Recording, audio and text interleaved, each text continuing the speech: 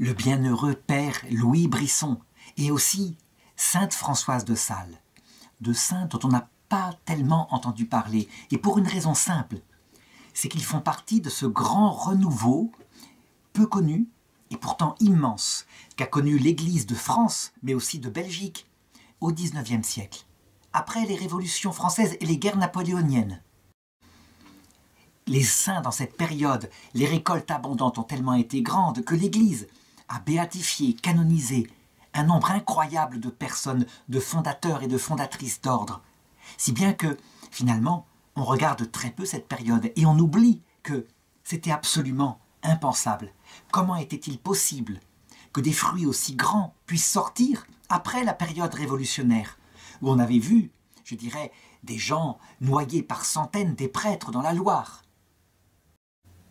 où les églises, comme par exemple Cluny, servaient de carrière de pierre, où manifestement la foi semblait avoir été arrachée du cœur des Français et de, je dirais presque de tous les peuples qui avaient été conquis par Napoléon.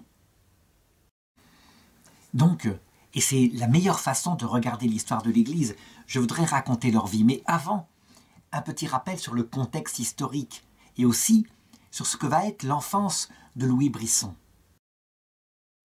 Lorsque le petit Louis Brisson naît en 1817 dans la petite ville de Blancy, à côté de Troyes, nous sommes donc 2 ans après la chute de Napoléon Bonaparte. C'est une période de restauration, restauration pour la royauté, mais aussi restauration pour l'Église. Et ses parents, qui sont d'une famille assez bourgeoise, eh bien, essayent de lui donner la meilleure éducation qu'il faut, la meilleure éducation chrétienne en particulier. Et donc sa maman l'initie très tôt à la piété, à l'amour de Jésus.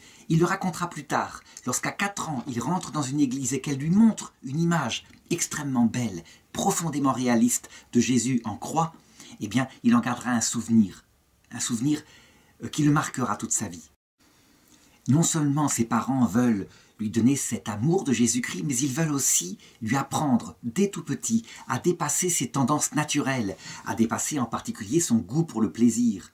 Une anecdote particulière, quand son père va jeter une pomme qu'il venait de griller, je dirais lentement, auprès d'un feu de bois, il va la jeter au milieu du feu en disant que tu dois dépasser cet amour pour ton plaisir.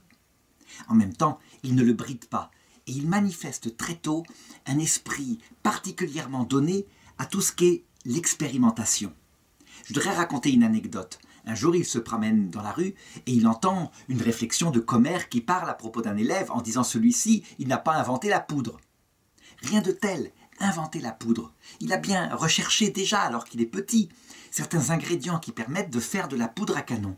Eh bien, il se rend discrètement, avec quelques camarades, dans le bureau fermé de son professeur de chimie. Et là, il récupère des ingrédients. Il sait qu'il faut du salpêtre, il faut aussi un mélange avec de la poudre de carbone. Et il fabrique un mélange auquel il met le feu. Et l'expérience va être manifestement réussie, puisque ça va provoquer une gigantesque explosion qui va noircir non seulement ses vêtements, tacher les meubles du bureau, mais qui va aussi attirer toute l'école. Son père est convoqué, il est furieux, et évidemment, il va lui faire rembourser les dégâts avec le quelque argent de poche qu'il lui donne périodiquement. Il faut garder en tête cette anecdote, il sera plus tard un inventeur profondément imaginatif. Il gardera toute sa vie cette qualité humaine, tout en développant une foi de plus en plus profonde. Par exemple, à l'âge de 8 ans, nous sommes en 1825, et une mission est prêchée dans la région par des prêtres qui veulent rétablir la foi qui a été profondément atteinte par les événements révolutionnaires. Évidemment, les ouvriers d'une usine à côté de chez lui sont remontés par un syndicaliste qui leur dit qu'il ne faut absolument pas aller écouter les curés, qu'il faut rester ici, qu'il faut manifester son opposition, alors que dans d'autres usines, les ouvriers vont à la mission. Une dame qui est partie prenante de la mission est désolée par cette espèce de refus d'une partie des ouvriers du secteur. Et elle a une idée qui est pleine d'humour. Elle a entendu parler de l'influence qu'a le petit Louis sur ses camarades quand il fait des petits sermons concernant, je dirais, la religion. Alors elle le prend avec lui et elle dit aux ouvriers qui sont réunis ici, bloqués dans leur usine, « Vous ne voulez pas écouter les sermons de la mission ? Eh bien, vous écouterez bien un tout petit sermon fait par un tout petit bonhomme. » Et les ouvriers rient, et effectivement, ils sont prêts à écouter Louis. et ils vont être surpris. La parole de Louis est très forte, tellement forte que, finalement, en chœur, ils se rendent à la mission. Le prêtre de la mission entend parler de ça, et il va se servir de ce don naturel de la parole de Louis pour qu'il puisse faire de la prédication dans la rue et attirer dans l'église les gens qui passent dans la rue. Et ça va marcher. On peut dire que ce petit bonhomme plein d'amour pour Dieu va toucher les gens. Évidemment, il suit aussi le catéchisme et il est préparé à sa première communion et à sa confirmation. Quand arrive la période de sa confirmation, il le racontera plus tard, il reçut de Jésus une certitude intérieure qu'il était vraiment appelé par lui à faire du bien sur la terre en amenant Jésus aux gens. Certes, dès cette époque-là, il est attiré par la prière, mais en même temps, c'est une vocation apostolique qui l'attire. Et d'ailleurs, il va la réaliser très vite. Il y a dans son école un camarade qui n'a pas pu suivre le catéchisme ni faire sa première communion, et qui en est, je dirais, très mortifié. Il faut dire que ce camarade a été marginalisé par les autres, parce qu'il s'est rendu coupable d'un gros mensonge à un moment donné. Et donc, ils n'ont plus voulu le voir avec eux. Eh bien, ce garçon, il va naturellement vers Louis, qui est plus gentil que les autres, et qui est attentif à ce garçon un peu abandonné. Il s'ouvre à lui, il lui indique à quel point il regrette d'avoir fait ce mensonge, et à quel point il regrette aussi de ne pas avoir fait sa communion. Si bien que Louis va l'amener au prêtre, et le prêtre va le confesser. Et il va être persuadé que sa contrition est sincère et profonde, si bien qu'il va le préparer, avec l'aide d'ailleurs de la maman de Louis, à sa première communion, qu'il va recevoir un peu plus tard. Une autre anecdote, je dirais, manifeste son caractère dès l'enfance. Il entre au collège, et là, on le sait, à cette époque-là, les collèges ont une très très forte discipline. Il ne s'agit pas de faire un bruit, par exemple, lorsqu'on est à l'étude. Et à un moment donné, alors qu'il est à l'étude, et qu'il prend quelque chose dans son pupitre, qu'il soulève comme ça, eh bien, le pupitre retombe et fait un bruit violent, qui fait sursauter le surveillant général qui est là, et qui est furieux, et qui croit que, en fait, Louis a soulevé son pupitre afin de mieux pouvoir discrètement bavarder avec son voisin. Alors il lui assène une punition. Vous me ferez 100 lignes. Et c'est une injustice profonde, c'est juste un geste maladroit qui s'est passé. Louis, évidemment, ne peut absolument pas résister. Il a deux solutions ici. Soit il résiste et il proteste de son innocence, soit, eh bien, il plie un peu comme, je dirais, le roseau dans la tempête. Et c'est ce qu'il va choisir de faire, tout en gardant, je dirais, la certitude qu'il y a là une injustice. Alors il fait cette prière à Dieu. Je ne peux pas résister à ce méchant homme, certes. Seigneur, je vais donc faire ces 10 lignes. Mais je ne les ferai pas pour lui, je les ferai pour vous, par sacrifice et par amour pour vous, qui avez tant souffert pour moi. Et c'est ce qu'il va faire. Il le fera aussi plus tard, en gardant à la fois cette fermeté et en sachant se montrer souple lorsqu'il aura des conflits, par exemple avec son évêque. Dans ses années de collège, au début, il a du retard dans ses études.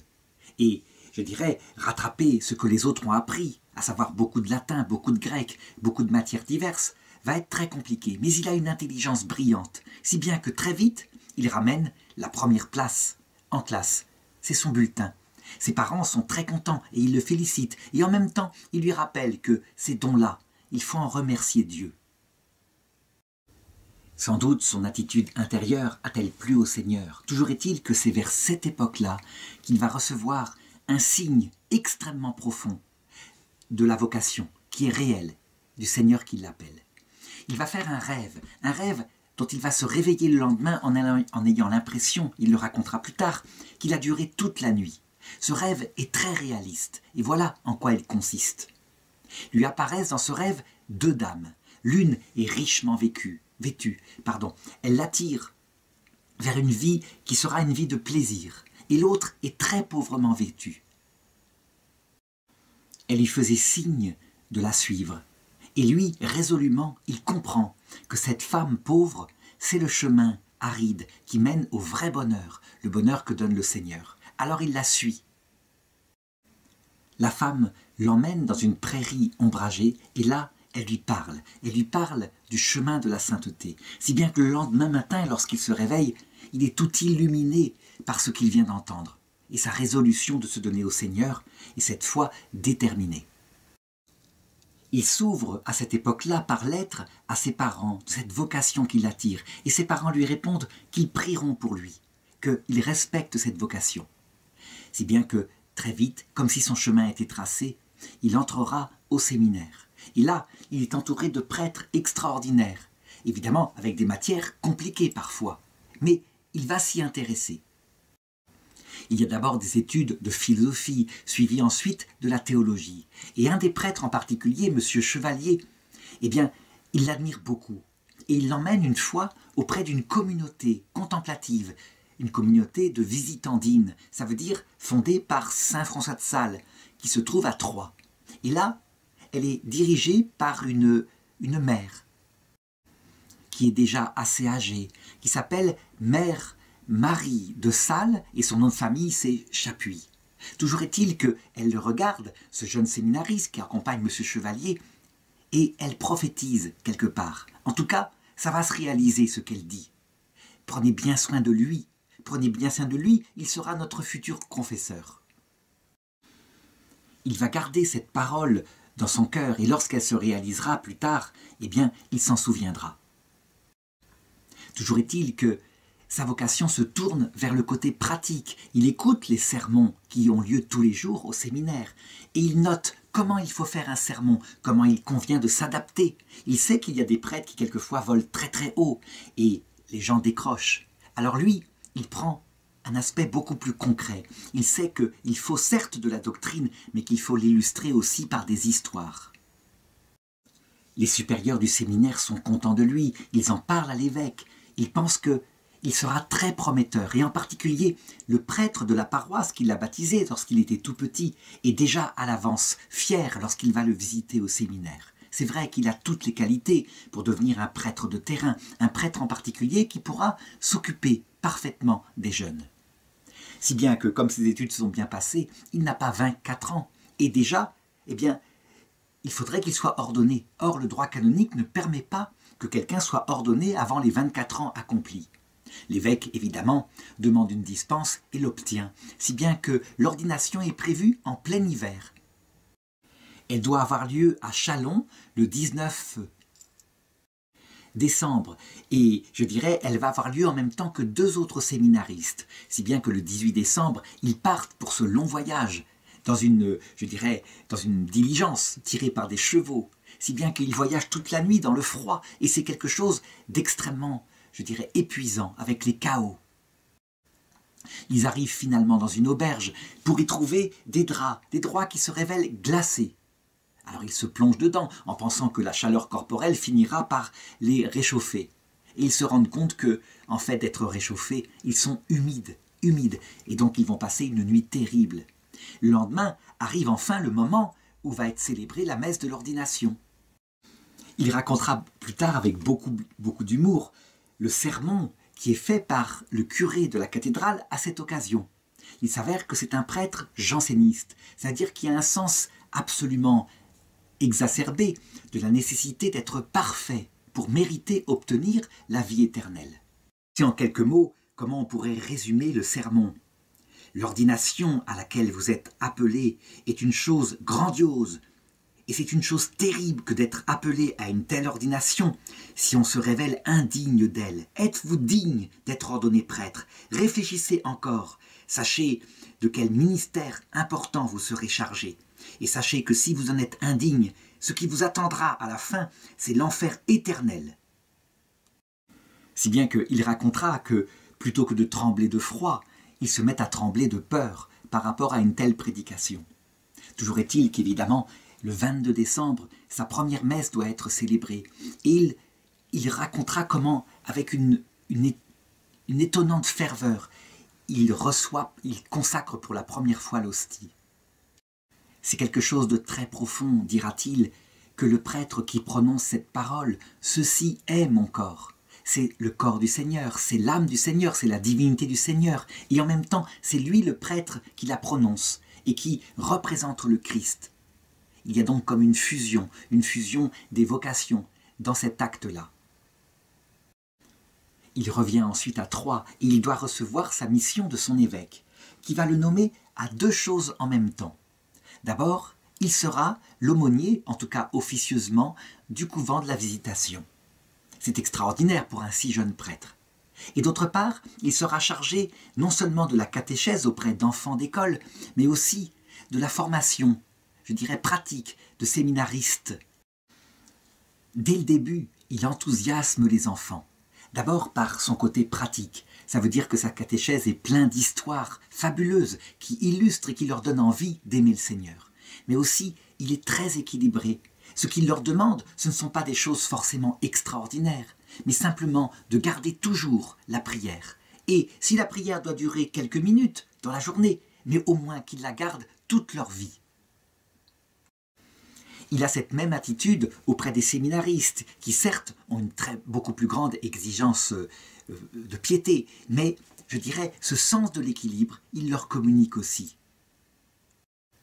Quant à son rôle de confesseur à la Visitation, c'est un rôle extrêmement délicat. En effet, il y a une supérieure, on l'a dit, c'est Mère Marie de Sales. Et cette supérieure n'est pas chargée uniquement, je dirais, de fixer l'emploi du temps des sœurs. Il y a véritablement une maternité spirituelle qui s'exerce sur elle. Et en même temps, le confesseur, eh bien, il reçoit la confidence des péchés des religieuses, mais aussi leur confidence intérieure. Il ne faut donc pas empiéter sur le rôle de la supérieure. Eh bien, il va agir avec une extrême délicatesse et un très grand respect, je dirais, du rôle de la mère de ce couvent. Si bien que, très vite, il va faire l'unanimité non seulement auprès des religieuses, que, je dirais, qui sortent du confessionnal comme si elles s'étaient rapprochées de Dieu, mais aussi, évidemment, de la supérieure. Et il y aura même un rapport qui date de 1844, un rapport à la Visitation, à propos de cet aumônier, le père Brisson. Et voilà ce que dit le rapport. Il a un grand respect envers notre fondateur, saint François de Sales. Ça veut dire qu'il a comme fait sienne la grâce de la Visitation à travers la spiritualité de saint François de Sales. Deuxièmement, il a un respect total pour notre vocation. Troisièmement, il sait adapter notre forme de vie concrètement à ce qui est notre vocation, sans la changer, sans y vouloir mettre une réforme quelconque. Et d'autre part, pour être très concret, il se réfère, pour le faire, à notre règle, à nos constitutions. Il le dit, cela lui paraît le moyen le plus sûr pour emmener ces religieuses vers la sainteté. Il donne à chacune le conseil qu'il lui faut. Et une sœur dira plus tard, en sortant du confessionnal, nous nous sentions l'âme tellement envahie de Dieu qu'aucune difficulté nous était insurmontable. C'est extraordinaire. On peut dire que, véritablement, alors qu'il est quelquefois si compliqué de trouver un confesseur qui agisse ainsi, là, elles ont trouvé la perle rare. Évidemment, Mère Marie de Sales, Chapuis, ne s'était pas trompée sur lui.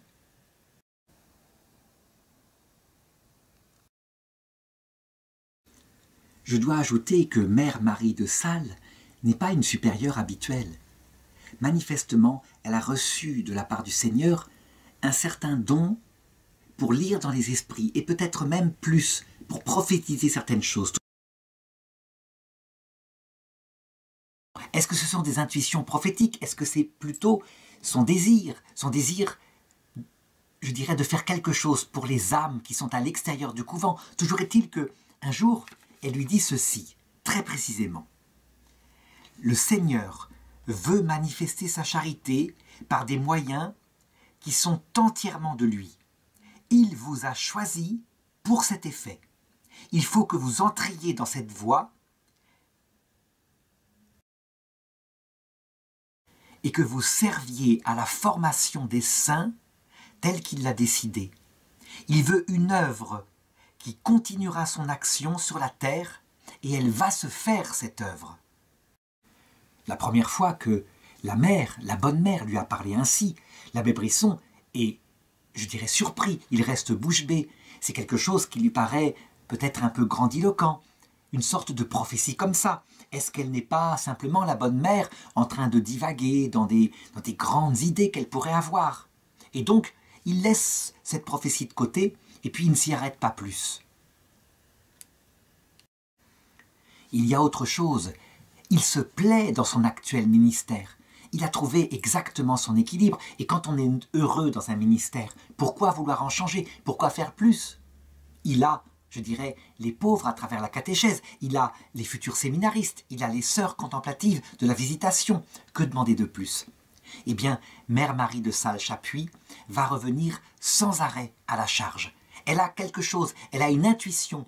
Il y a plus que ça. Le Seigneur l'appelle manifestement à autre chose. Et elle le sait charismatiquement. C'est-à-dire que ce n'est pas, je dirais, un simple désir comme ça, c'est autre chose. Et donc, à l'occasion d'un parloir avec lui, elle revient à la charge et elle lui dit ceci: Dieu est décidé à avoir de nouvelles sources de grâce. Il veut que j'y travaille avec lui et que vous soyez chargés d'exécuter les effets de cette action. Vous le ferez en dehors, vous le ferez dans le monde.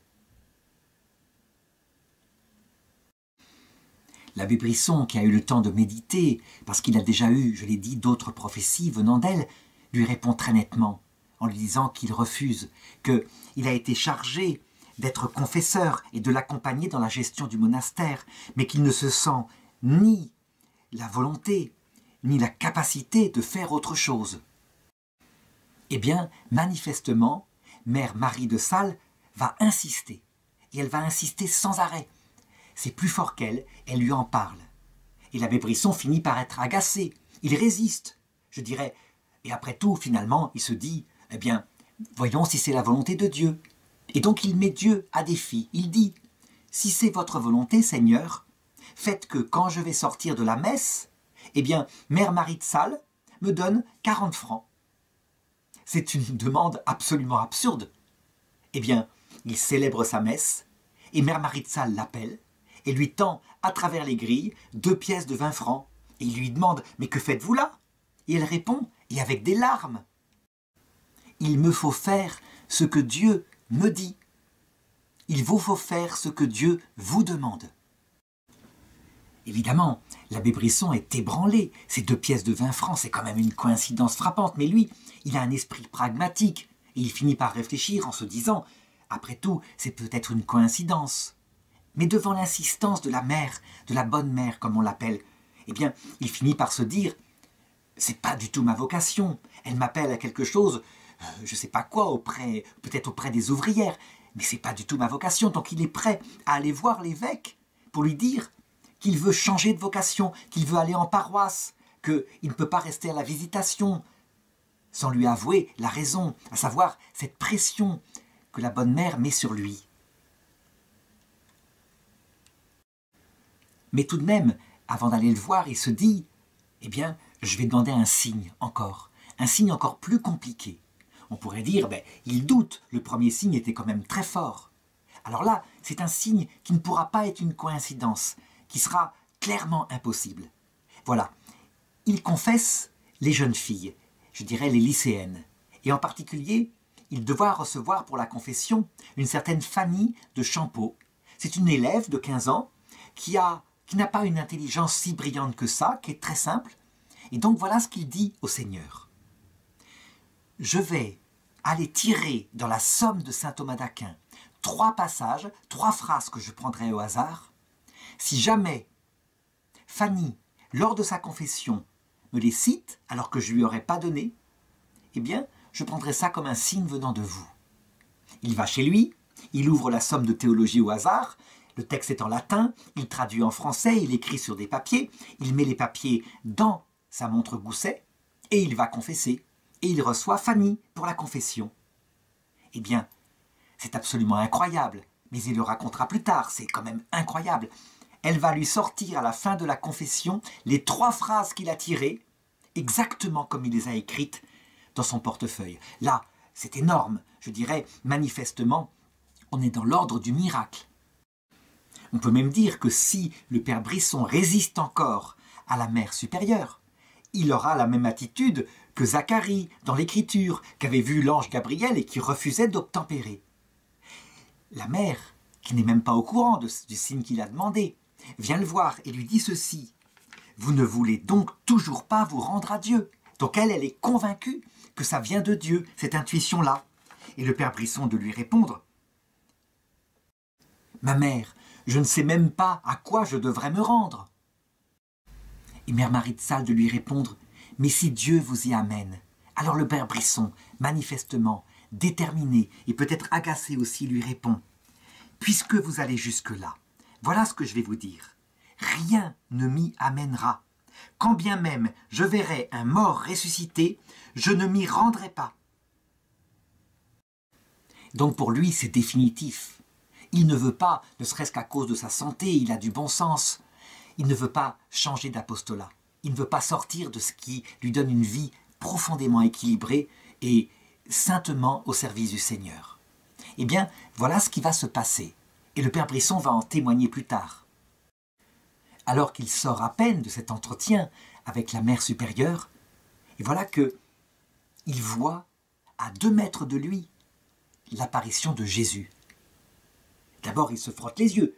L'apparition de Jésus, il le voit, c'est très net, c'est Jésus. Il est vêtu d'un vêtement en laine écrue. Il a un manteau blanc en laine au-dessus.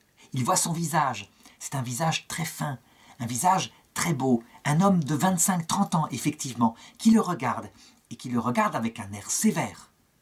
Le père Brisson, c'est un expérimentateur. Donc il se dit, j'ai la berlue. Alors qu'est-ce qu'il fait? Il regarde de plus près, il regarde les détails du vêtement, les détails de la posture, etc. Et il perd pendant un certain temps, à force de détailler le vêtement de Jésus, il perd le visage de Jésus de vue. Puis alors il relève les yeux, et il voit de nouveau le visage de Jésus qui le regarde de nouveau avec cet air sévère, un air qui semble lui dire, qui lui demande d'obéir. Il racontera plus tard, je dirais, les réactions intérieures qu'il a eues face à cette apparition. D'abord, il a été agacé, parce que, en voyant cette apparition, il se dit, bon sang, manifestement, je vais être obligé de céder aux intuitions de la mère supérieure.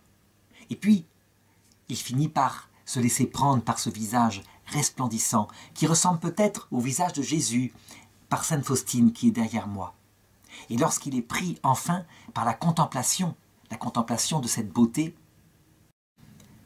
la bonne mère Marie de Sales est de nouveau auprès de lui, et elle ne lui parle de rien. Et il est là, dans cette situation. Est-ce que cette fois, il va céder aux intuitions manifestement venant du Seigneur, qui lui sont signifiées par la mère Marie de Sales? Eh bien, je dirais que ça ne va pas se faire encore si simplement, malgré tout de même ces signes absolument indubitables qu'il a reçus. Et je dirais, comme Zacharie, finalement, il va falloir un long travail de maturation. Mère Marie de Sales va accompagner cela, d'abord par sa prière, en demandant au Seigneur de lui donner intérieurement ce charisme de connaissance dont il a tant besoin, ne serait-ce que pour la direction des visitandines qu'il confesse. Elle va jouer un peu le rôle d'une mère spirituelle qui met cet homme rationnel, cet inventeur né, comme je vais le raconter un peu plus tard, face à des choses surnaturelles qui peuvent surgir, y compris dans la vie d'un prêtre. Elle prie donc et elle obtient. L'abbé Brisson racontera un peu plus tard comment les connaissances surnaturelles vont peu à peu surgir dans sa vie à l'aide de son ministère. Il décrit ça comme des espèces de certitudes intérieures, surnaturelles, quelque chose qui n'est pas comme d'habitude. Par exemple, à un moment donné, une novice de très grande qualité, Sœur Marie, rentre à la visitation. Et il s'avère que Sœur Marie tombe malade, ce qui est un gros problème.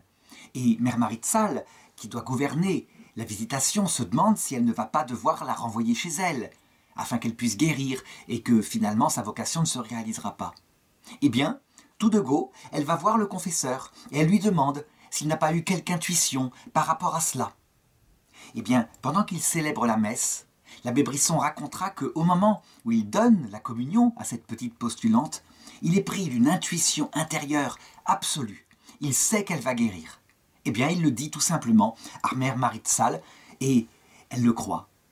Effectivement, quelques jours plus tard, Sœur Marie va guérir et elle va rester à la visitation. eh bien, les connaissances de ce genre vont se multiplier dans la vie du père Brisson, et ça lui est bien utile. Il est normal que le Seigneur donne de tels charismes, puisqu'il en a besoin pour l'exercice de son ministère.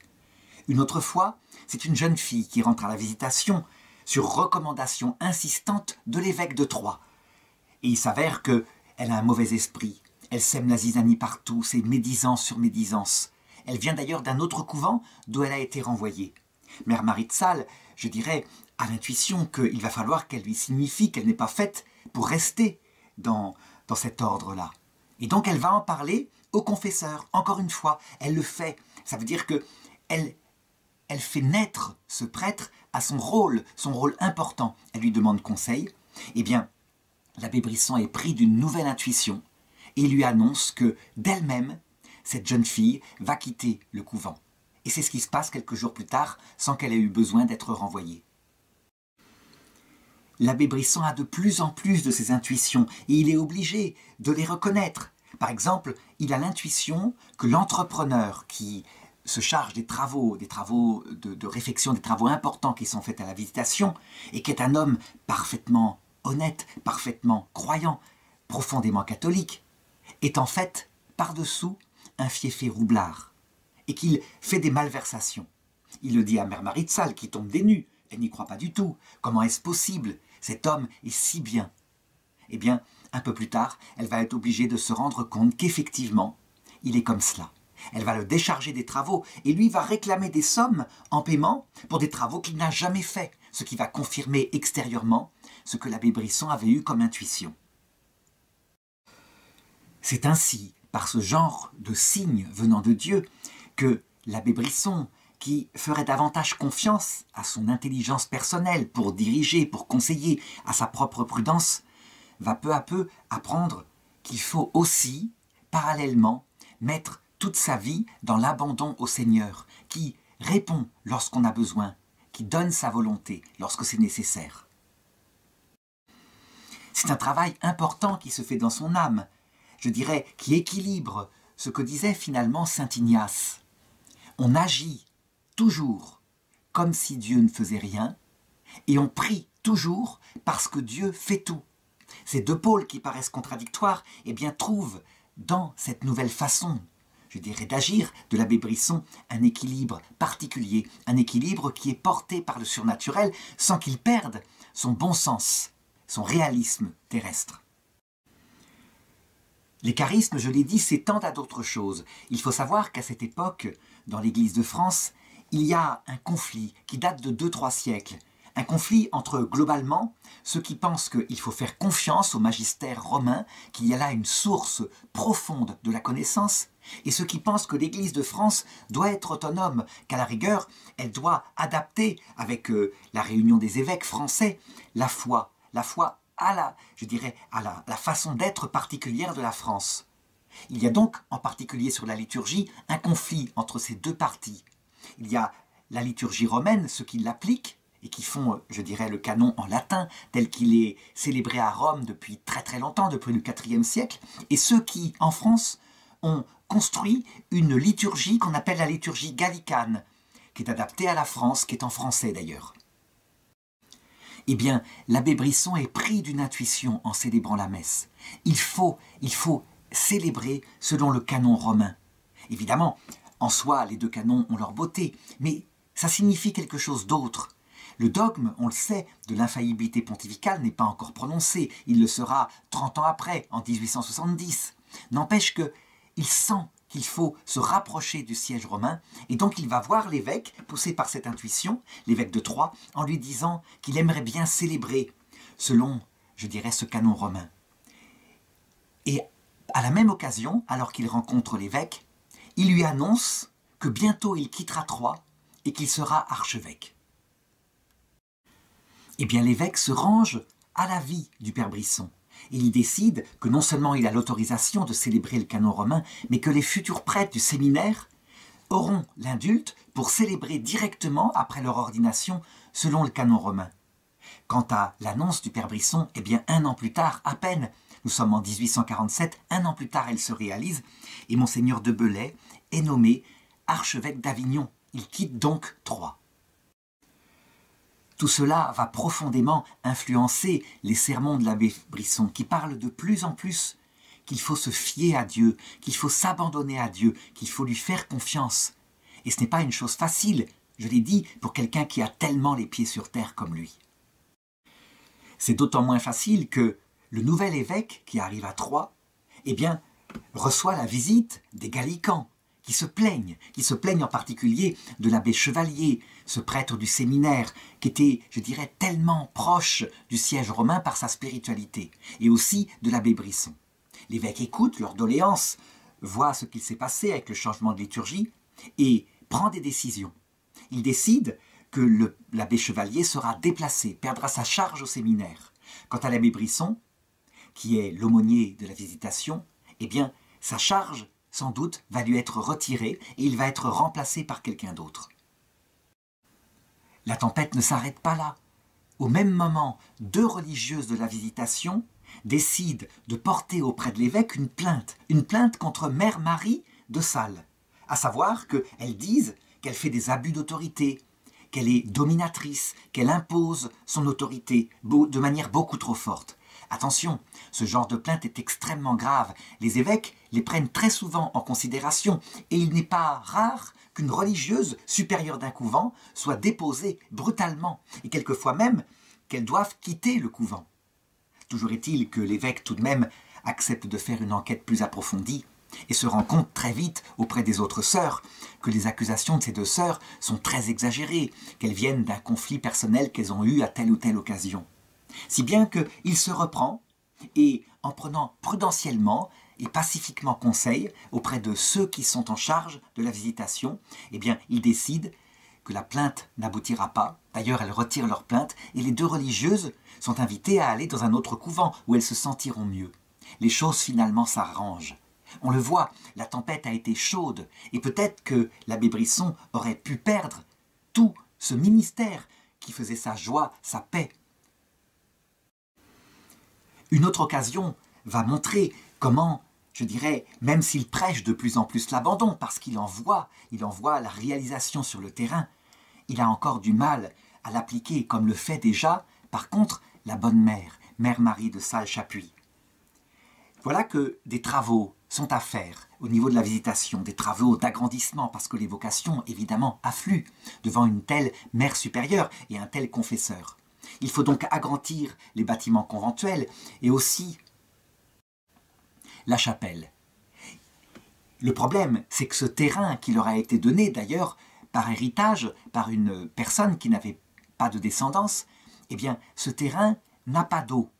C'est un problème, parce que comment amener l'eau à une époque où, je dirais, il n'y a pas de château d'eau comme maintenant, les systèmes ne sont pas aussi modernes?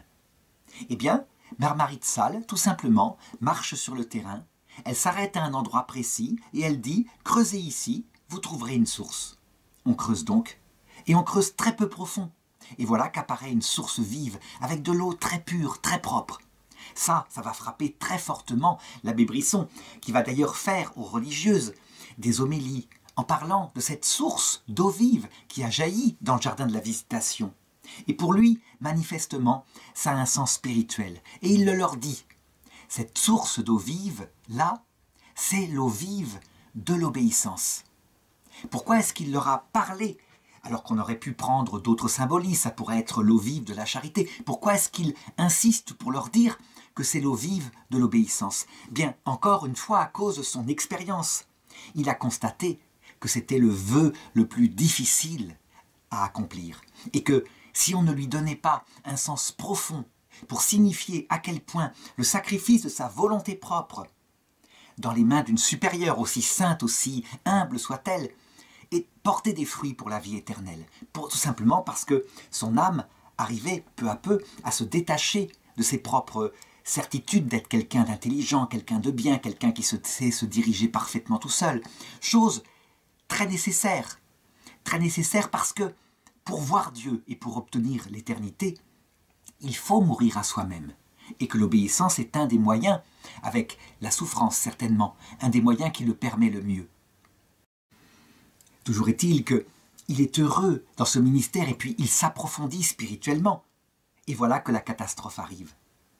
on apprend de la part de la municipalité qu'un canal qui doit relier deux endroits, un canal va être creusé et que son passage est exactement au milieu du terrain de la Visitation, qu'il passera exactement là où est le puits, qui sera d'ailleurs détruit, et que ce n'est pas possible autrement. C'est évidemment une catastrophe. S'il y a un canal comme ça au milieu de leur propriété, il empêchera le passage des anciens bâtiments aux nouveaux bâtiments. Autant dire que la vie religieuse sera impossible. C'est, parmi les sœurs, une véritable catastrophe. Et vraiment, elles en parlent entre elles. Et elles font agir leurs connaissances, qui font pression comme elles le peuvent auprès des autorités pour que le chemin du canal soit détourné. Et les gens, je dirais, s'énervent et pensent que, en fait, il y a là un complot de l'anticléricalisme, peut-être même des francs-maçons de l'époque, qui, effectivement, sont très puissants déjà. Mère Marie de Sales, elle regarde tout ça paisiblement, et elle n'agit pas au grand scandale de l'abbé Brisson, qui se dit « mais tout de même, il faut agir pour obtenir quelque chose ». Et Mère Marie de Sales ne dit rien, ne semble rien dire. Elle semble tout abandonner à Dieu, ce qui pour l'abbé Brisson, qui n'est pas encore à ce niveau-là, eh bien, paraît quelque chose d'incroyablement non réaliste.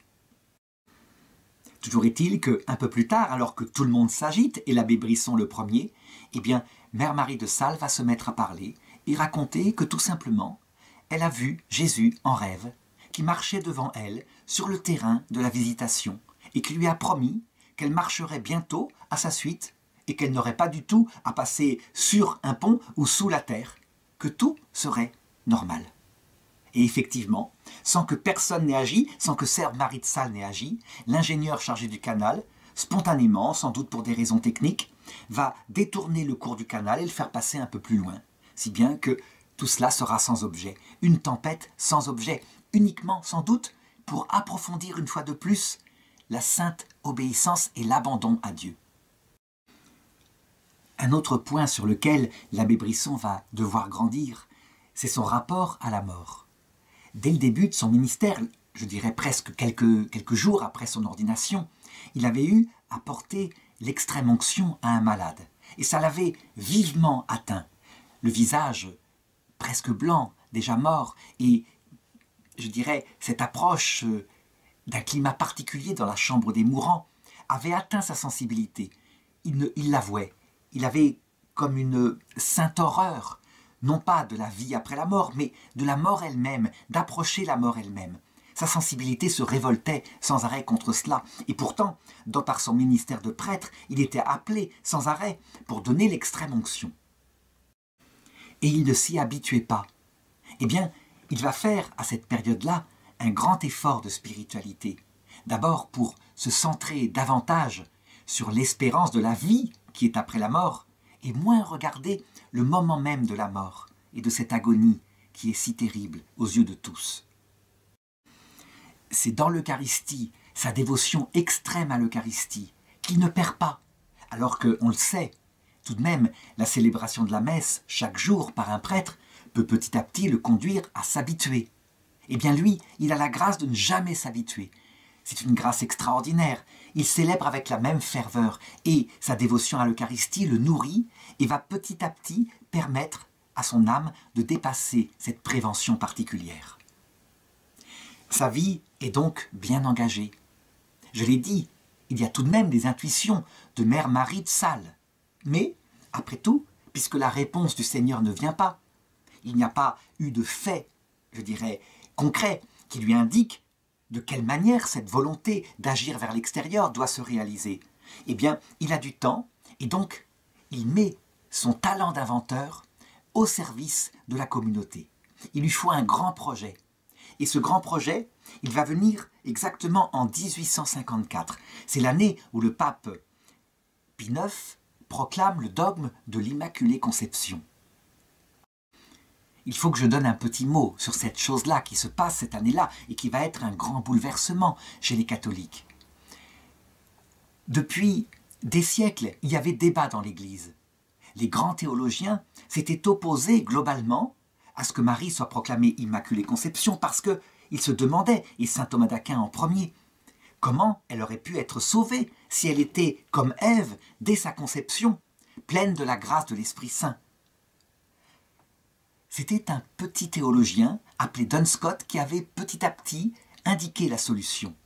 Marie avait été sauvée par le Christ, comme tous les autres hommes, mais, je dirais, par anticipation de la passion de son Fils, qu'il vivrait 50 ans plus tard à la croix. Et donc son Fils, le Verbe éternel, avait voulu qu'elle soit immaculée dans sa conception. Si bien que peu à peu, la prévention contre cette théologie s'était relâchée.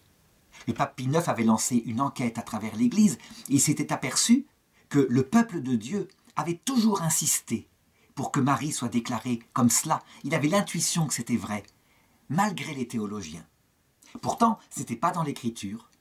Et bien, après enquête, le pape Pie IX décide, avec le magistère infaillible de l'Église, de proclamer que, effectivement, le peuple de Dieu avait raison, Marie était immaculée dans sa conception. Eh bien, cette même année, l'abbé Brisson a l'intuition qu'il va falloir qu'il fasse une grande œuvre, une œuvre magnifique, un travail grandiose, un peu comme le faisaient, je dirais, les compagnons ouvriers du Moyen-Âge. Et cette grande œuvre serait une horloge. Lui, il est mathématicien, il a fait des études, on le sait, il a poussé les choses jusqu'au lycée très très loin. Et il calcule en 2 heures toutes les constantes qu'il lui faudra pour son horloge. Ce sera une horloge astronomique. Ça veut dire qu'il y aura le Soleil qui apparaîtra dans ses phases et puis la Lune. Mais c'est très compliqué. La Lune, pour l'adapter au Soleil, vu qu'elle a un cycle qui n'est pas du tout réglé comme cela, eh bien, il faut qu'il prenne conseil auprès d'un grand scientifique. Comment faire pour faire une horloge astronomique où les phases de la Lune puissent apparaître?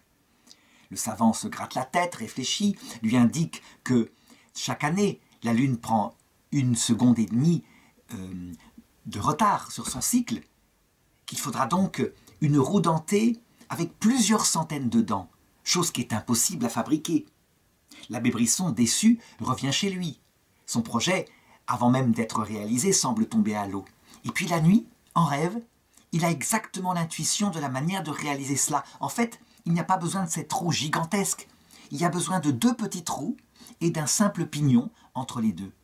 Et c'est ainsi que son plan se met en place. Alors on pourrait se dire, mais en fait il s'occupe. Ce n'est pas directement, je dirais certainement ça peut être consacré et spiritualisé au service du Seigneur pour le louer, mais en fait il a besoin d'occupation comme ça, technique, professionnelle. Certes, il est comme ça, il est par nature inventeur. Il va mettre aussi son talent d'invention au service de la communauté des visitants, de la visitation, par énormément de trucs qu'il va trouver, et je vais les raconter un peu plus tard.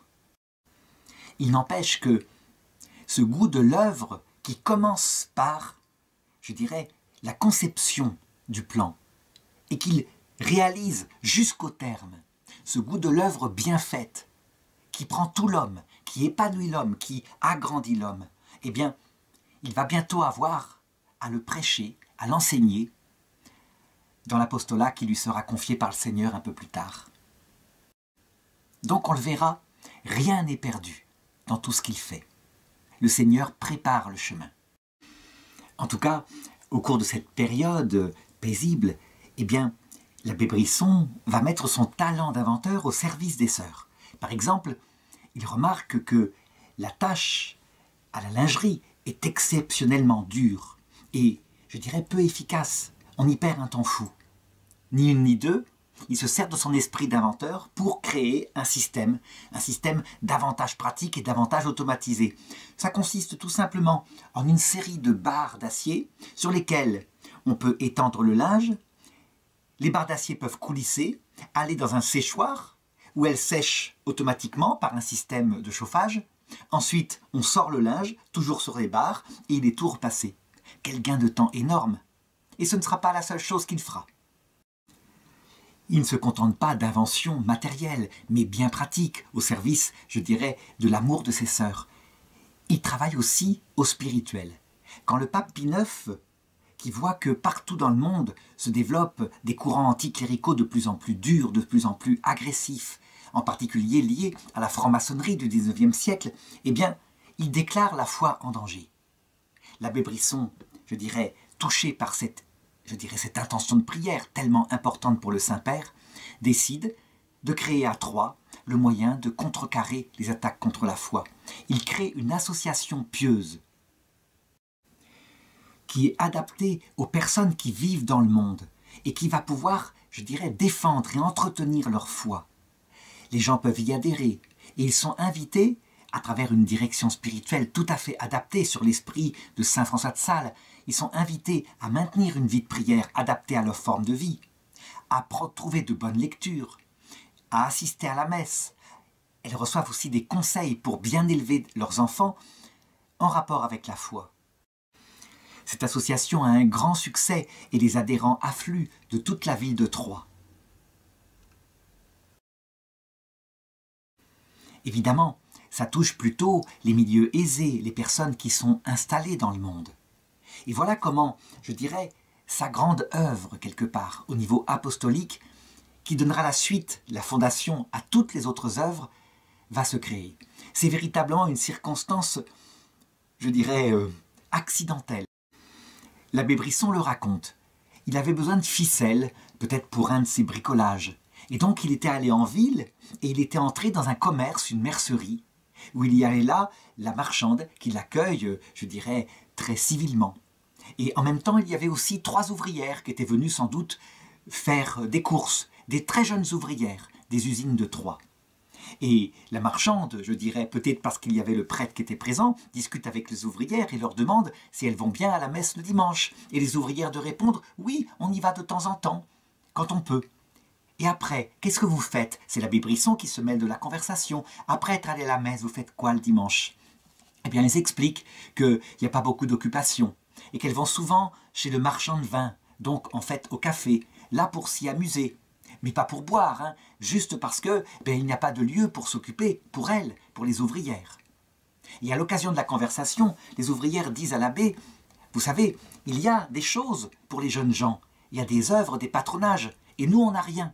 On aimerait bien qu'il y ait quelque chose qui soit fondé pour nous, afin qu'on puisse s'occuper intelligemment et s'amuser le dimanche. »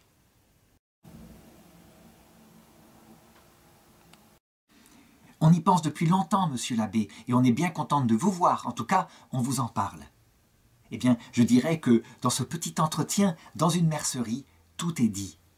L'abbé Brisson, évidemment, saute sur l'occasion et leur dit « Venez dimanche prochain, vous verrez, on verra ce qu'on peut faire. Vous assisterez à la messe, et après, j'organiserai des choses pour que vous puissiez vous amuser et vous occuper. » Et elles viennent à Troyes le dimanche suivant. Il a organisé toutes sortes d'activités, mais aussi il leur fait une instruction religieuse qui est adaptée avec tout le talent qu'on lui connaît. Si bien que le dimanche suivant, elles viennent avec d'autres jeunes ouvrières, beaucoup plus nombreuses. Ça leur plaît beaucoup, c'est vivant, c'est adapté. On ne fait pas que de la piété, bien au contraire, on s'y amuse. Alors, ça grandit, ça grandit. Et puis des dames de l'œuvre Saint-Jean qu'il a créée, se disent qu'il leur faut un local pour qu'elles puissent installer, pour que l'abbé Brisson puisse installer son patronage tout nouvellement créé. Eh bien, on trouve un local avec tout ce qu'il faut dedans.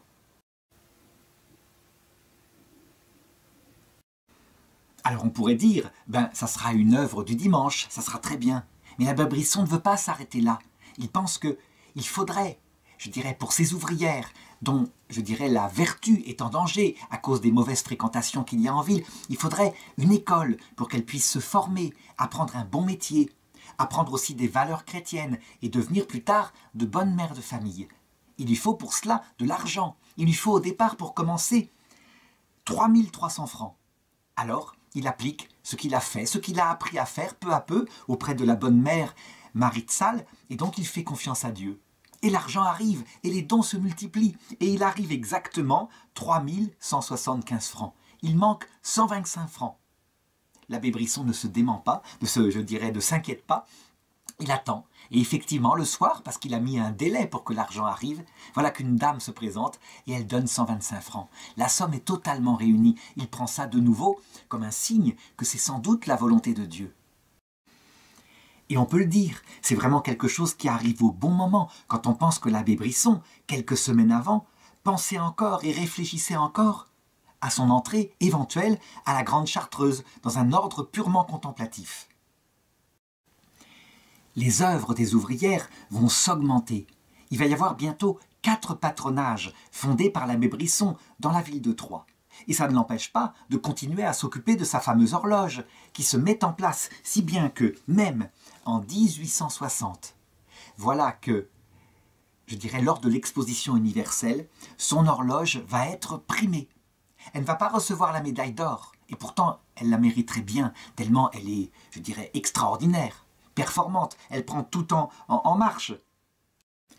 Non seulement, comme je l'ai dit, elle indique le chemin du Soleil, de la Lune, mais aussi des planètes principales, mais aussi l'horaire des marées dans divers ports, ici en France ou ailleurs. Et c'est facile, c'est logique, puisque la marée, c'est lié avec l'état de la Lune. Cette horloge n'a pas de sonnerie, parce qu'il ne faudrait pas déranger les sœurs dans leur silence contemplatif, puisqu'elles se trouvent à la Visitation, qui est un ordre principalement contemplatif. Et d'autre part, eh bien, il n'y a pas le tic-tac habituel des horloges, mais il y a un autre bruit, c'est un petit tam-toum, tam-toum, tam-toum, un peu comme un cœur qui bat, afin qu'on se souvienne que le cœur, le but de toute la vie chrétienne, c'est l'amour de Dieu et l'amour du prochain.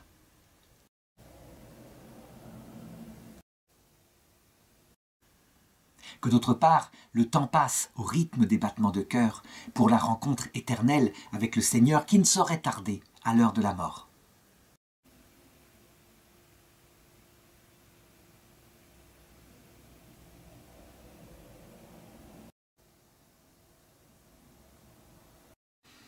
Si on n'a pas voulu lui donner la médaille d'or, c'est sans doute parce que les organisateurs se disent que ça ferait un petit peu trop clérical.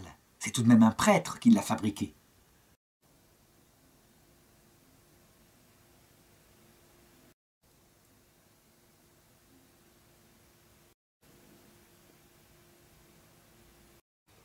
Le travail qu'il manifeste, ne serait-ce qu'en fabriquant cette grande œuvre, est un modèle pour le travail qu'il essaye de communiquer aux jeunes ouvrières, parce que ce n'est pas resté à l'état de patronage, je l'ai dit, c'est devenu véritablement une grande école d'apprentissage un petit peu comme ça se passe en Italie, à Turin, avec les œuvres de Saint Jean Bosco.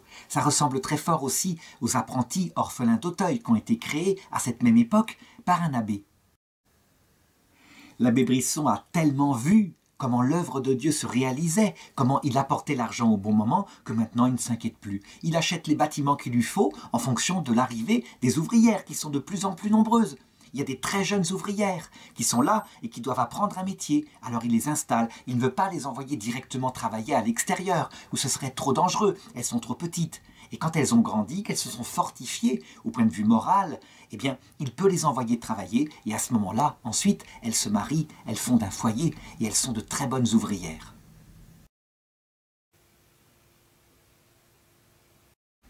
Il veille sur tout. Par exemple, il faut des patrons d'apprentissage parce que les ouvrières doivent aller auprès de patrons pour apprendre des métiers. Il les choisit soigneusement, il sait le risque qu'il pourrait y avoir. D'abord, des risques sur leur vertu, mais aussi des risques d'esclavage. Ça veut dire qu'on leur fasse faire que les tâches purement matérielles comme le balayage et qu'on ne leur apprenne pas un métier. Quand il y a des plaintes des ouvrières, eh bien, il congédie les patrons d'apprentissage et il en trouve d'autres, de meilleurs. Il veille aussi lui-même à donner la formation spirituelle. Il garde ce rôle-là pour lui-même, ainsi que l'aspect de la confession. On peut dire qu'elles sortent de là avec un solide bagage spirituel. Évidemment, tout cela, ça coûte énormément d'argent. Et il y a des dames riches qui se proposent de donner. Une anecdote que je voudrais raconter. Un jour, une dame se présente auprès de Mère Marie de Sales-Chapuis et elle propose une énorme somme, 40 000 francs. C'est gigantesque. Mais évidemment, elle demande des conditions. Cette dame, elle est particulièrement vaniteuse et elle veut pouvoir poser avec Mère Marie de Sales devant les photographes qui ont été inventés à cette époque-là, afin, je dirais, que sa gloire soit connue, on pourrait le dire. Mère Marie de Sales s'y oppose. Elle pense que ce qu'on donne, eh bien, doit être fait en secret. Le Seigneur, lui, il voit les choses et ça ne doit pas être fait pour une gloire humaine. Mais cette dame insiste, elle menace. Et je dirais, à un moment donné, finalement, la mère, la bonne mère, se dit que l'argent, elle servira pour les pauvres et que si la vanité doit être un peu, je dirais, comblée comme ça de cette dame, ben tant pis. Elle accepte donc d'être prise en photo, mais à une condition, c'est que la photo soit gardée privée à l'intérieur de sa maison. Évidemment, elle va se faire rouler, puisqu'elle ne sait pas qu'en fait, il y a un négatif photographique, et que si une photo va être gardée à l'intérieur, on peut multiplier les photos par 100, par 1000, les faire, je dirais, distribuer partout, et c'est ce qui va être fait. N'empêche que les 40 000 francs sont là, et c'est ce qui compte, et c'est ce qui est réaliste, on pourrait le dire en l'occurrence. Devant l'immense augmentation de l'œuvre, l'abbé Brisson, à un moment donné, a l'intuition suivante, il écrit au pape Pie IX simplement pour demander sa bénédiction apostolique. Il n'attend pas de réponse. Et voilà que la réponse arrive de la main même de Pie IX, qui non seulement envoie sa bénédiction apostolique, mais qui dit qu'il a entendu parler de ce qui se passe à Troyes, et qu'il envoie ses encouragements. Il sait qu'il sera avec lui toujours pour ce qu'il fait de grand, pour les ouvriers, pour les familles, etc. L'abbé Brisson est vraiment touché par cette sollicitude du Saint-Père et décide finalement d'aller à Rome et de présenter ses objectifs au pape lui-même. Et le pape le reçoit bien volontiers. Alors il lui parle de tout, il lui parle de Mère Marie de la Salle, il lui parle de l'augmentation des œuvres, des besoins spirituels. Et il demande au Saint-Père de bénir, d'encourager ce qu'il fait. Et le Saint-Père répond: « Dites bien que tout ce que vous faites, je le bénis. Et cette œuvre, dites que c'est avec le pape qu'elle se fera et qu'elles se feront toutes. Vous avez la bénédiction et les grâces de ceux qui ont fondé l'Église. » Et il revient de Rome, je dirais, planant comme sur un nuage de grâce, je dirais avec cet encouragement qui est fantastique tout de même. Il est accueilli d'ailleurs au train par son père et par sa mère, et il raconte tout cela, et le père est très content, il lui dit qu'il espère que ces bonnes paroles aboutiront d'ailleurs à des réalisations. Cependant, il se rend compte que son père n'a pas une tête habituelle, qu'il y a sans doute une mauvaise nouvelle, et effectivement, voilà ce que lui raconte son père, qui lui, je dirais, est présent à toutes les fondations de son fils, et qui, je dirais, y participe. Il lui dit ceci: « Ça se passe pas très bien. Dans les centres où on accueille les ouvrières, eh bien, il y a eu des bagarres entre elles, des bagarres très dures, et elles en sont même venues aux mains, elles se sont roulées par terre, ça a été terrible, il a fallu les séparer. Ça ne marche pas comme ça, il faudrait tout de même quelqu'un qui puisse être là, un adulte, pour les diriger, pour les calmer. Si elles sont laissées à elles-mêmes, je dirais, avec leur passion de jeunes filles, etc., eh bien, le foyer Saint-Jean, probablement, tournera mal. » Et l'abbé Brisson se rend compte que c'est effectivement nécessaire. Il va donc, à partir de ce moment-là, partir pour essayer de recruter une supérieure idoine qui puisse, je dirais, veiller sur les ouvrières, dormir avec elles la nuit, s'en occuper, quoi. Alors, il commence par chercher du côté des milieux laïcs. Il fait savoir qu'il cherche quelqu'un et se présente une dame d'un milieu bourgeois qui, je dirais, effectivement, postule pour prendre ce poste. Cependant, quand elle visite et qu'elle voit l'attitude des ouvrières, qui sont tout de même d'un milieu, je dirais, simple, je dirais qui ont des propos parfois différents de ce qu'on voit avec la façon de se comporter dans les milieux bourgeois, qu'elle est profondément choquée et dégoûtée. Donc ça ne se passera pas, ça ne sera pas elle. Alors, une deuxième postulante lui paraît tout à fait concordée. Il s'agit d'une ancienne pensionnaire de la Visitation qui a voulu devenir religieuse, mais qui a dû quitter les ordres pour des raisons que je ne connais pas. Toujours est-il qu'il l'embauche et il la met à l'essai auprès, je dirais, du foyer Saint-Jean. Et là, ça se passe de manière excellente. Elle est très vite adoptée par les jeunes filles. Le problème, c'est qu'elle fume comme un pompier. Elle fume toujours. Alors, pour l'abbé Brisson, ça n'est pas un problème vraiment, mais en fait, les ouvrières, elles travaillent, elles produisent des œuvres, et des œuvres qui sont apportées pour être commercialisées, et c'est de ça qu'elles vivent déjà. Eh bien, il y a très vite des plaintes. C'est-à-dire que les patrons se plaignent de l'odeur de tabac dont est imprégnée toute la fabrication de cet endroit. Si bien qu'au bout du compte, parce que cette dame n'arrive pas à s'arrêter de fumer, il est obligé de la congédier. Alors il trouve une troisième postulante, c'est Madame Legros. C'est une dame qui est un petit peu âgée, qui est pieuse, qui est extrêmement dévouée. et qui accepte avec enthousiasme, je dirais, de se rendre et d'habiter sur place. Le problème, c'est qu'elle n'a absolument aucune expérience pédagogique, aucune expérience de ce que sont ces jeunes filles, leur manière de vivre, leur manière de discuter, comment les calmer quand il y a des conflits, etc. Et donc, sans arrêt, elle retourne affolée vers le père Brisson, elle se plaint, elle n'y arrive pas. Le père Brisson se rend compte qu'elle fait ce qu'elle peut de tout son cœur, mais que ça n'ira pas manifestement. C'est une tâche qui est trop étrangère à sa façon d'être et elle n'apprendra pas. Alors il la supplie de rester quelque temps, le temps qu'il trouve une postulante qui soit adaptée à cela. Et il en parle à Mère Marie de Sales, qui lui reparle à ce moment-là de ce dont elle lui avait parlé dès le début de son apostolat auprès de la Visitation. Et cette fondation de prêtre, pourquoi ne pas faire cette fondation de prêtre apostolique au service des ouvrières? Pourquoi ne pas faire ça maintenant? Il y pense, pourquoi pas? Pourquoi ne pas le faire un jour? Mais là, en l'occurrence, pour le moment, il lui faut, je dirais, une jeune fille, une femme, quelqu'un qui puisse s'occuper sur place des ouvrières. L'idéal, ça serait que ce soit une religieuse de la Visitation, mais ce n'est pas possible. La règle, c'est une règle cloîtrée. Elles sont consacrées d'abord à la prière, et certes, elles ont une école, mais tout de même, là, c'est autre chose. Alors, Mère Marie de la Salle, qui a véritablement un sens pratique, lui dit « Mais je crois que j'ai la candidate idéale. » Et à ce moment-là, elle lui reparle d'une jeune fille que lui, le père Brisson, il a bien connue, il l'a confessée, c'est une ancienne pensionnaire de la Visitation. D'ailleurs, il l'a connue alors qu'elle avait 5 ans. Elle s'appelle Marie Avia. Il était allé un jour chez ses parents, elle était assise sur sa petite chaise, elle avait assisté à tout l'entretien, et elle y participait même, il parlait de choses de Dieu. Et il lui avait même donné des bonbons devant ses parents, qui étaient charmés de voir la gentillesse et la grâce de cette petite fille. Ensuite, elle avait été scolarisée à la Visitation, et c'est lui qui l'avait préparée à sa première communion, et qui avait reçu sa première confession. Elle avait 12 ans, elle avait pourtant été bien préparée. Mais au moment d'entrer dans le confessionnal, eh bien, elle avait été tellement, je dirais, impressionnée par les grilles, toute cette espèce de cérémonial, qu'elle s'était mise à pleurer, incapable de sortir le moindre mot sur ses péchés. Et le père Brisson se rappelle bien comment il l'avait rassurée, consolée. Il lui avait expliqué que c'était tout simple, il fallait simplement qu'elle dise à Jésus ses péchés et qu'il serait pardonné.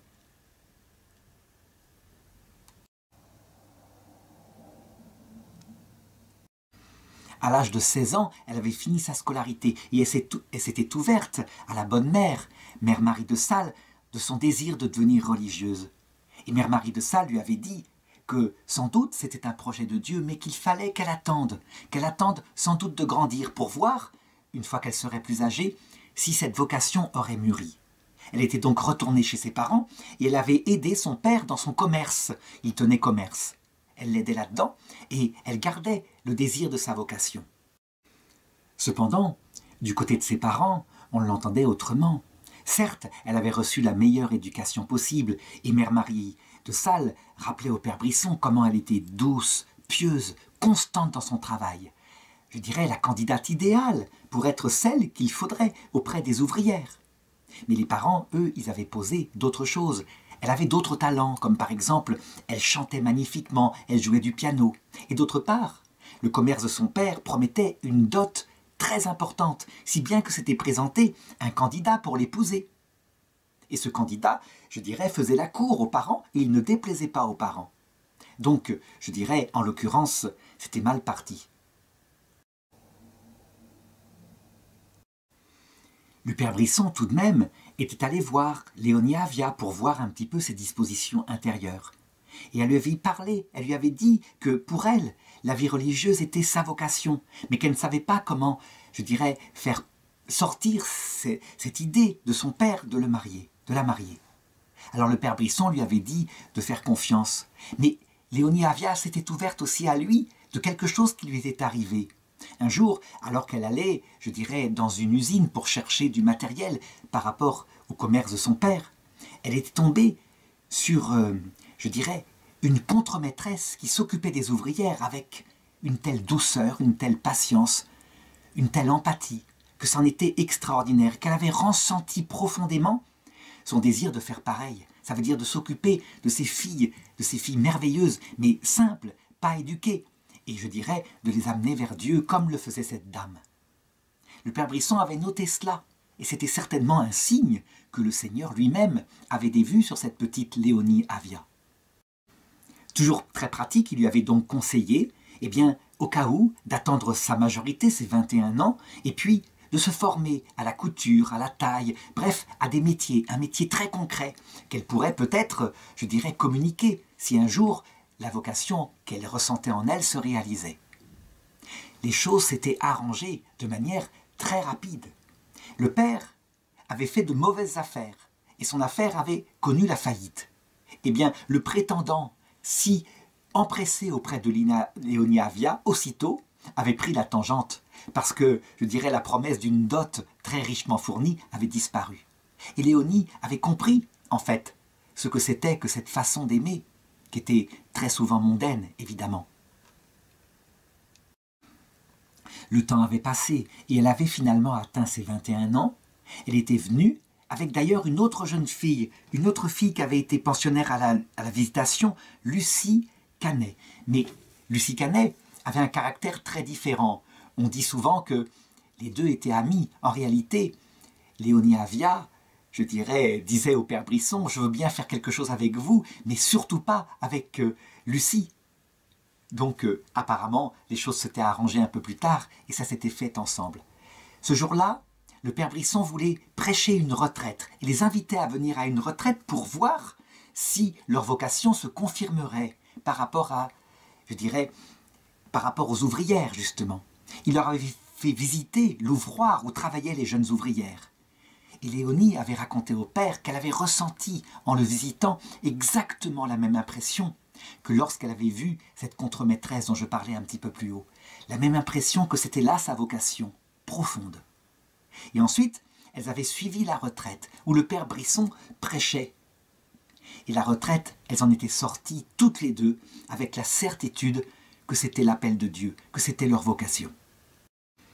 Et donc, sans attendre, le père Brisson avait nommé Léonie Avia directrice des œuvres, de l'œuvre Saint-Jean, du patronage, des patronages, et Lucie comme son assistante, et ça s'était très bien passé finalement. Et les ouvrières, en voyant arriver ces deux jeunes filles d'à peu près leur âge, les avaient tout de suite adoptées. Elles étaient un petit peu comme des sœurs aînées qui veillaient un peu sur elles et qui les entraînaient vers le bien. Et Léonie était absolument géniale, adaptée, avec une très grande douceur, je dirais, sachant pacifier les conflits du quotidien, sachant se faire obéir quand il le fallait, avec une très grande douceur qui fait que tout de suite, les ouvrières suivaient et faisaient que ce qu'elles lui demandaient. En tout cas, le père Brisson lui s'était dit qu'elles avaient une vocation religieuse et qu'il fallait donc maintenant préparer les choses et organiser pour qu'on puisse fonder une sorte de congrégation liée d'esprit à la visitation, liée à l'esprit de saint François de Sales, mais qui puisse ne pas avoir de clôture, qui puisse être apostolique, comme d'ailleurs l'avait souhaité à son époque saint François de Sales. Le problème par rapport à cela, c'est qu'il allait falloir rédiger une règle, des constitutions. C'était un travail qui n'était pas du tout dans, je dirais, dans la compétence du père Brisson. Il le savait, ce n'était pas son truc. Lui était un inventeur, un organisateur de terrain. Mais alors rédiger un document comme ça, comment faire? D'autant plus qu'il fallait des notions de droit, des choses très précises qu'il ne connaissait pas.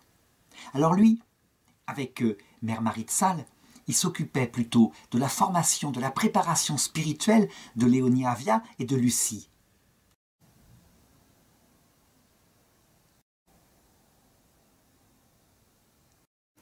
Et donc les deux jeunes filles se rendaient très souvent à la visitation pour recevoir une formation de la bonne mère. Et effectivement, la formation était adaptée. Elle leur parlait de la nécessité de tout centrer sur le Christ, sur la vie éternelle qui vient et qui donne sens à la vie. Elle leur expliquait aussi de manière pratique comment rester simple, je dirais chaleureuse, parce que l'amour ne se passe pas dans la vanité. Et ses conseils allaient jusqu'au côté le plus pratique. Elle leur expliquait comment maintenir leurs vêtements et leur corps propres, je dirais donner un modèle de propreté aux ouvrières afin qu'elles les imitent et leur apprendre aussi ces notions-là. Le père Brisson complétait cette formation par ce qui lui tenait à cœur. Si bien que, on peut le dire, durant tout ce temps de préparation de la fondation de cette nouvelle communauté religieuse qu'il envisageait, eh bien, elle se préparait à en être les fondatrices. Le père Brisson, quant à lui, eh bien, s'arrachait les cheveux avec cette histoire de constitution. Et donc finalement, il prit conseil auprès de quelqu'un qui était sans doute le mieux placé pour, je dirais, lui donner ses conseils. C'était l'évêque de Genève, monseigneur Mirmillot, donc successeur de saint François de Sales. Et donc il alla le voir, et il lui parla de tout. Il lui parla des intuitions de mère Marie de Sales sur la fondation d'un ordre de prêtres, et aussi sur ce projet de sœurs apostoliques, non cloîtrées, qui seraient elles aussi dans l'esprit de saint François de Sales. Eh bien, monseigneur Mirmillot non seulement se montra enthousiasme, mais il lui dit « C'est ce que depuis des années je porte dans le cœur, c'est ce qu'il faut faire, faites-le mon père, faites-le » Mais le père, évidemment, avait ce problème de constitution, comment les rédiger, il en était bien incapable. Alors monseigneur Mirmillot lui dit d'aller vers les bénédictins. Le couvent de Notre-Dame des Ermites à Einsiedeln. Il était convaincu que là-bas, il trouverait les canonistes compétents et aussi, je dirais, des travailleurs qui avaient du temps et qui l'aideraient à rédiger ces constitutions. Alors, un jour, il se rendit auprès des bénédictins en question. Mais il ne voulait pas le faire n'importe comment. Alors, il se plaça devant la statue de Notre-Dame et il attendit, en demandant à Notre-Dame de lui faire venir à lui un prêtre, le prêtre qu'elle voudrait, et qui serait adapté pour rédiger ses constitutions. Il resta ainsi devant la statue toute la journée, et il ne vint aucun prêtre de la communauté des bénédictins. Il allait partir déçu de ne pas avoir été exaucé ce grand signe dont il avait besoin, quand se présenta un prêtre tout petit, un prêtre qui était dans le monastère le maître des novices, et qui s'appelait le père Claude Perrault. Il vint vers lui et lui demanda ce qu'il faisait là si tard à attendre. Alors, le père Brisson lui dit « Bien, j'ai demandé, je suis venu pour obtenir une grâce de la Sainte Vierge, et manifestement, elle ne m'a pas exaucé. » Et le père Claude Perrault de lui demander quelle grâce il demandait. Alors le père Brisson de lui expliquer qu'il voulait à Troyes créer une sorte de communauté adaptée à l'apostolat auprès des ouvrières, et qu'il lui fallait quelqu'un pour rédiger des constitutions, chose qu'il était absolument incapable de faire. Et le père Claude Perrault lui répondit « Mais moi je vais vous aider. Attendez, il faut tout de même que je demande à mon supérieur. Restez là, ne partez pas, nous allons demander. » Et ils allèrent voir le supérieur du monastère, qui trouva le projet tout à fait intéressant et qui donna l'autorisation au père Claude Perrault. Le père Claude Perrault demanda d'être assisté par un autre moine de la congrégation, qui lui était chargé de faire les recherches dans les écrits de saint François de Sales, afin que la spiritualité soit gardée, bien évidemment. Cependant, dès le départ, ils posèrent à l'abbé Brisson deux objections. Premièrement, pourquoi créer un ordre nouveau? Il devait savoir que, au Vatican, on préférait reprendre des règles anciennes qui étaient tombées en déshérence plutôt que de fonder des choses nouvelles, radicalement nouvelles. Ce à quoi l'abbé Brisson lui répondit que non, ce ne serait pas quelque chose de nouveau, parce que ça avait été le désir explicite de saint François de Sales et qu'il n'avait pas pu les fonder de son vivant. Donc en fait, on ne ferait que prolonger son projet. La deuxième objection était de qui allait dépendre cette fondation à son point de départ. Est-ce qu'elle serait une dépendance diocésaine ou est-ce qu'elle serait une dépendance au niveau du Saint-Siège? Et là, pour le coup, l'abbé Brisson ne savait que répondre. Les choses s'arrangèrent un peu plus tard. Monseigneur Mirmillot accepta d'être, je dirais, celui qui superviserait la fondation de cet ordre. C'était d'ailleurs sa vocation, finalement, comme évêque de Genève. Quant à l'évêque de Troyes, eh bien, il n'y vit aucun inconvénient, bien au contraire. Il pensait qu'il était le mieux placé, lui qui connaissait si bien la spiritualité salésienne. Et c'est ainsi que les choses se firent, tout simplement, et que l'incompétence administrative du père Brisson fut aidée par l'Église.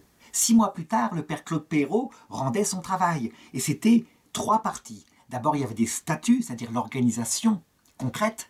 Il y avait des constitutions, selon l'esprit de saint François de Sales. Et il y avait le directoire spirituel, donc l'esprit profond de cette nouvelle communauté. Évidemment, il n'était pas possible, je dirais, de donner le supériorat aux deux toutes petites jeunes filles de 21 ans, donc Lucie et Léonie.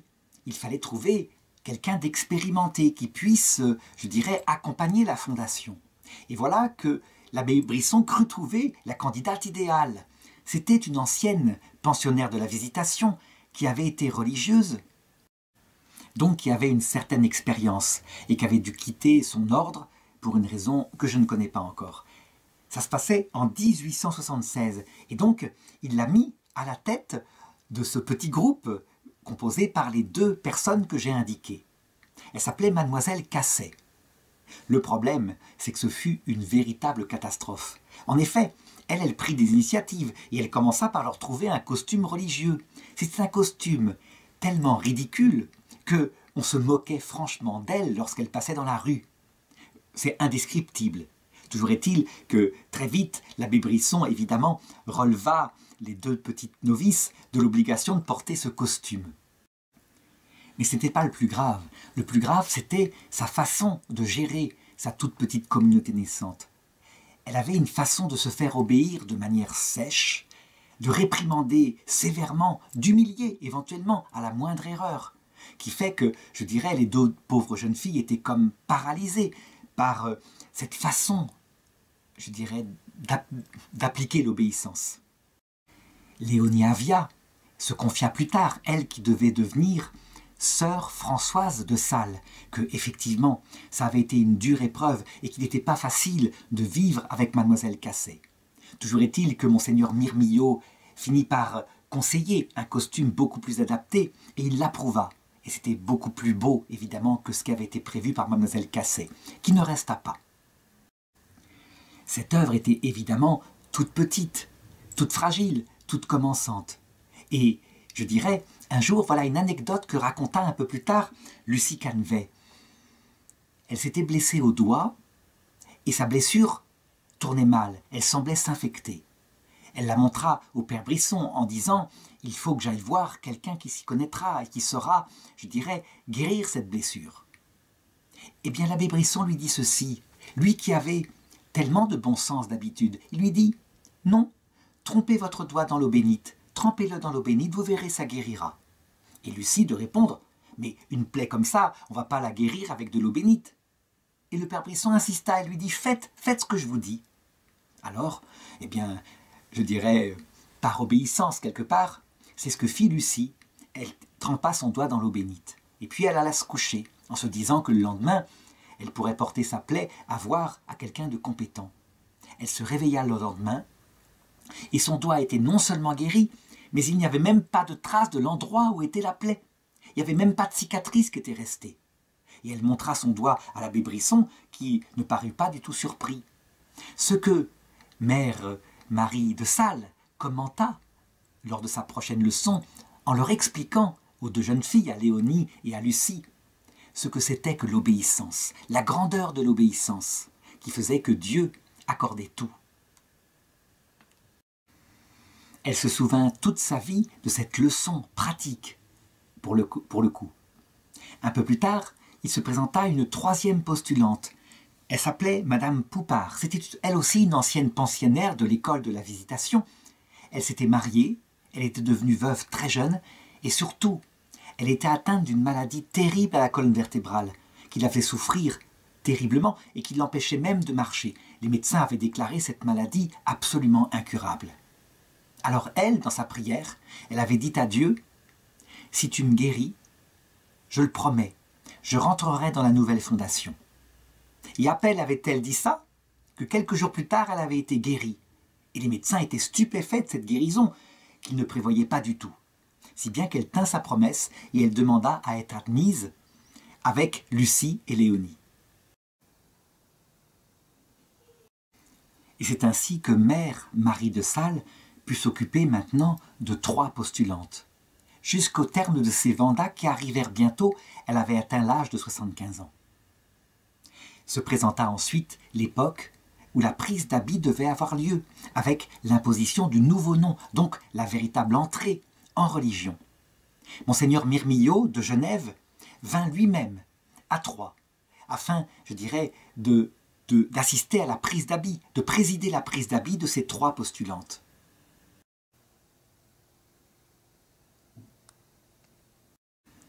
Il fit les choses officiellement. Il donna à sa visite la forme d'une visite canonique. Il rencontra d'abord Monseigneur de Troyes, puis ensuite il rencontra l'abbé Brisson, il rencontra Mère Marie de Sales, il rencontra aussi Lucie et Léonie, il leur posa des questions, sous forme d'une visite canonique pour s'informer de leur vocation, de leur connaissance religieuse, de la connaissance de l'esprit de la maison où elles rentraient et dont elles étaient les premières membres.